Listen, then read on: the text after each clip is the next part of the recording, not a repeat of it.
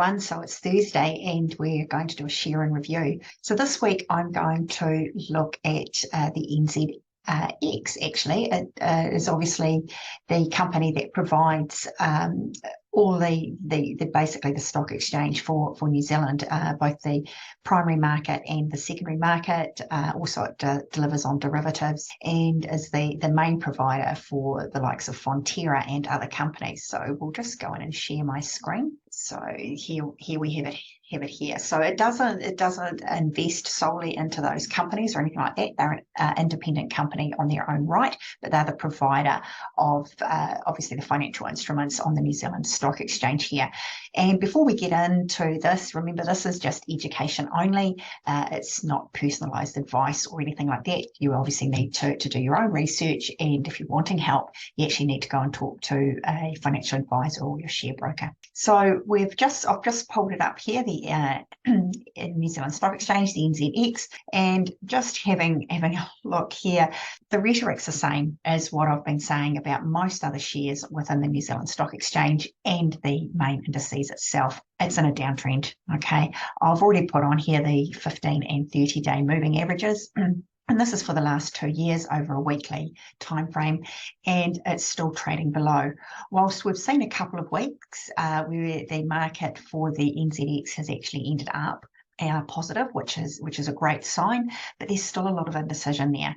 And if we look right down the bottom, there has in the last sort of 3 weeks there has been very, very little volume, and volume is a great indicator as to what the sentiment really is out there in the market. Because if we're seeing a lot of volume, and like back here, for example, and we've got some green candles or green bars, that's indicating that there's a lot of buying pressure and people are starting to get back out into the market, which is a really good sign.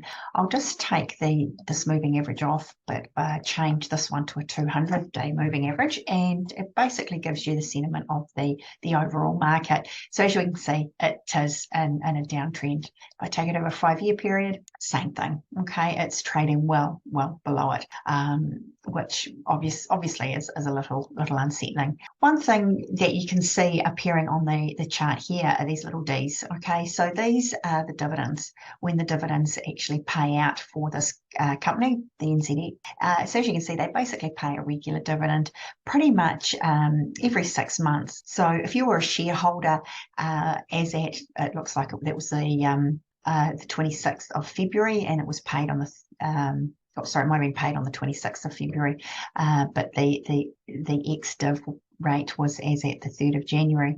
If you were a holder as at that date, you would absolutely get the dividends, is what I'm trying to say. Okay, it does vary. You've got 0.41 cents there. Back at the beginning of this year, it was 0.31. More recently, back in September, again, it was about 3 cents per share. So yeah, it's pretty consistent there. So that's really, yeah, there's not a lot to really say on this.